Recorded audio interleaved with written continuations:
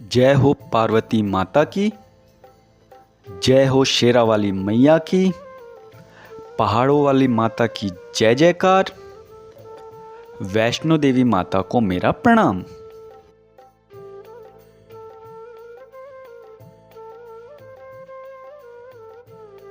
देवी माँ के स्मरण और जयकारे के साथ मैं ऑर्डिनरी ऑफिसर आप सभी का अपने चैनल पे नए व्लॉग में हार्दिक स्वागत करता हूँ।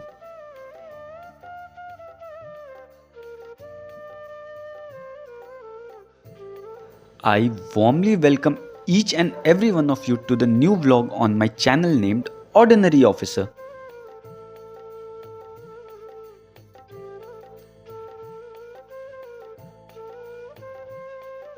I hope and wish कि आप सभी अच्छे होंगे और अपने लाइफ में मज़े कर रहे होंगे।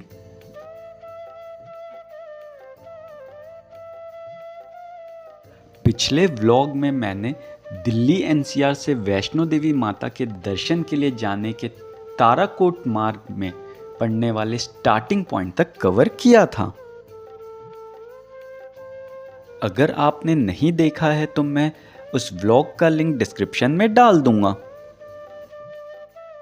इस सीरीज में मैंने अभी तक 2 व्लॉग्स एंड अराउंड 70 शॉर्ट्स अपने चैनल पे अपलोड कर दिए हैं।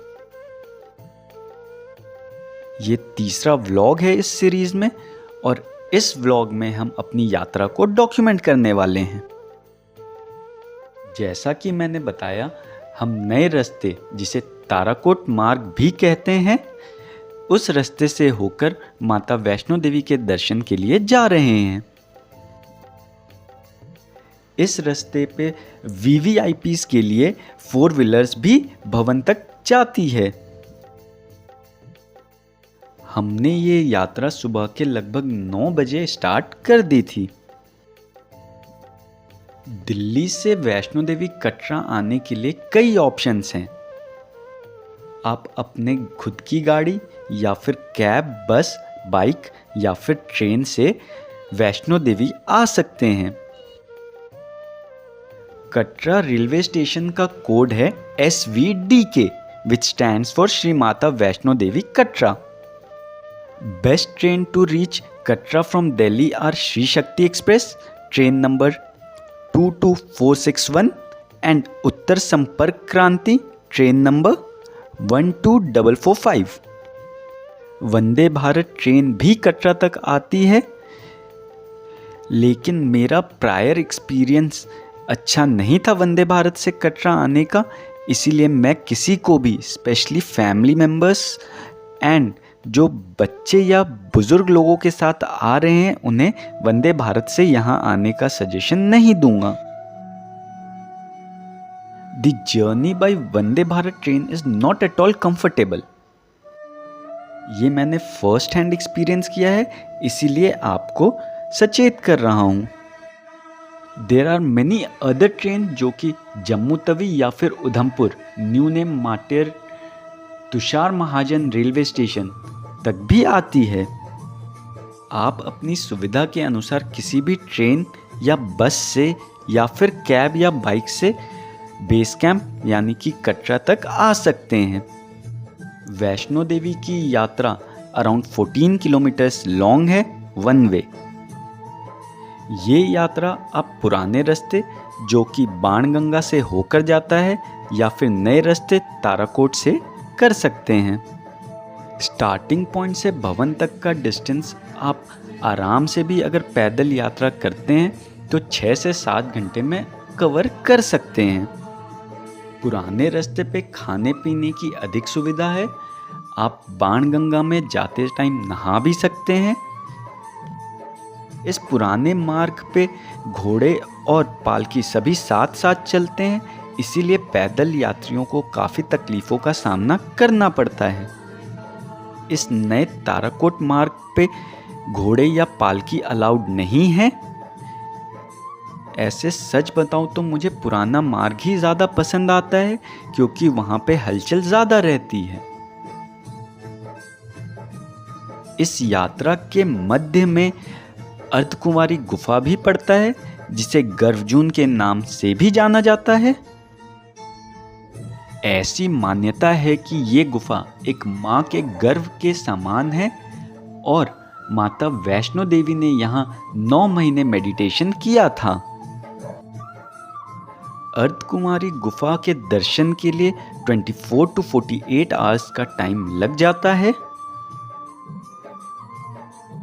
अगर आप इतना इंतज़ार नहीं करना चाहते और गुफा के दर्शन भी करना चाहते हैं तो आप आरती का टिकट, जो कि 300 रुपीज़ चार्जेबल है, खरीद सकते हैं। आप मॉर्निंग या फिर इवनिंग की आरती अटेंड कर सकते हैं। जैसा कि मैंने बताया, इस आरती को अटेंड करने के लिए आपको 300 पे करना पड़ेगा। आरती के समापन के बाद जो भी श्रद्धालु आरती में बैठे हैं उन्हें गुफा के दर्शन के लिए ले जाया जाता है। सिमिलरली, अगर आप मेन गुफा के सामने बैठकर माता वैष्णो देवी की आरती अटेंड करना चाहते हैं तो उसके लिए आपको 2000 रुपीज़ का टिकट लेना पड़ेगा। अर्धकुमारी की ही तरह आप भवन में ये आरती आइदर मॉर्निंग या फिर इवनिंग अटेंड कर सकते हैं। आप आरती के लिए टिकट्स ऑनलाइन भी बुक कर सकते हैं या फिर यहाँ आकर ऑफलाइन भी बुक कर सकते हैं। जैसा कि आपने इस व्लॉग में देखा, इस नए रास्ते पे भी कई सारे रेस्टोरेंट्स एंड कैफ़ेज़ हैं, लाइक मैकडॉनल्ड्स, बीकानेर वाला, सीसीडी एंड अदर्स। हम अराउंड 1 hour 45 मिनट्स में स्टार्टिंग पॉइंट से अर्धकुमारी पहुंच गए थे और मैंने आरती के लिए टिकट करवा लिया था।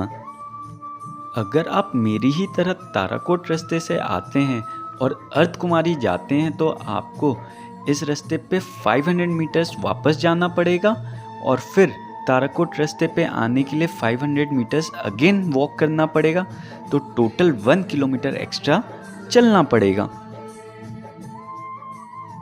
क्योंकि गुफा के दर्शन की इच्छा मेरी थी तो मेरे साथी भवन की ओर अपनी स्पीड पे आगे बढ़ते गए और मैं अर्धकुमारी चला गया आरती के टिकट लेने के लिए।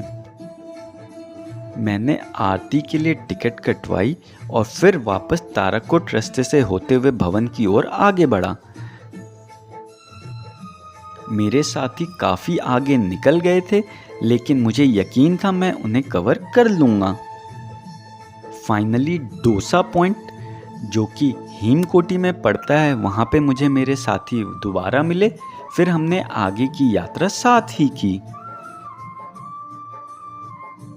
अर्धकुमारी पहुँचने से पहले मेरे साथी ने सजेस्ट किया था कि हम आगे की यात्रा इलेक्ट्रिक कार से करें।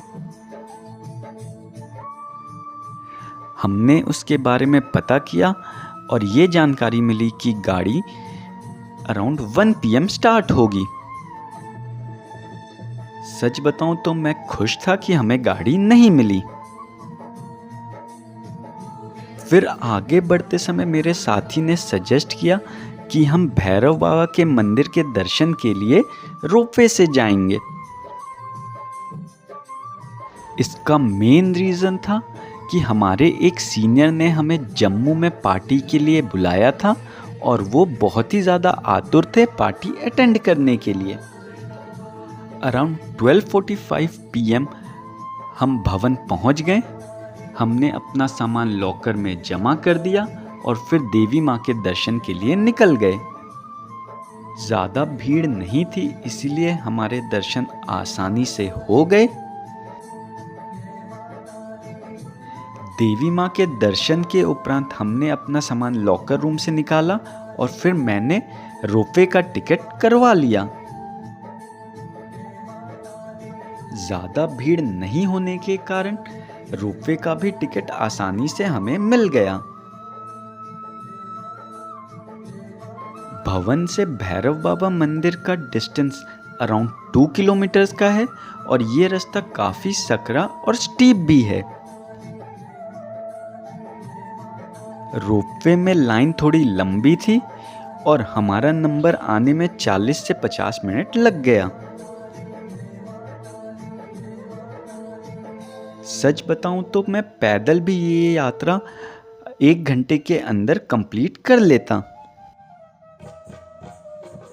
माता के दर्शन की यात्रा के दौरान मेरे अंदर एक अलग ही ऊर्जा भर जाती है। हमने रोपवे से जाकर भैरव बाबा मंदिर में दर्शन किए, वहाँ कुछ फोटोज क्लिक की और फिर वापस रोपवे से ही नीचे भवन आ गए। मेरे साथी काफ़ी ज़्यादा थक गए थे, लेकिन फिर भी वो मेरा पूरा साथ दे रहे थे। मैं उन्हें मोटिवेट भी कर रहा था और थोड़ा प्रेशराइज भी कर रहा था जल्दी चलने के लिए। एक दूसरे को सपोर्ट करते हुए अराउंड 4:15 PM हम अर्धकुमारी पहुंच गए। अराउंड 5:30 PM हम आरती के लिए लाइन में लगे। फॉर्चुनेटली आरती की लाइन में हमारा फर्स्ट नंबर था। अराउंड 7 PM आरती का समापन हुआ, फिर हमें गर्भजून के दर्शन के लिए ले जाया गया। हमने गर्भजून के दर्शन किए एंड अराउंड 7:30 हम वापस गुफा से बाहर अर्धकुमारी आ गए। फिर हमने वापस ताराकोट मार्ग से ही वापस लौटने का डिसाइड किया। मेरे साथी को चलने में थोड़ी तकलीफ हो रही थी, लेकिन वो मेरा पूरा साथ दे रहे थे।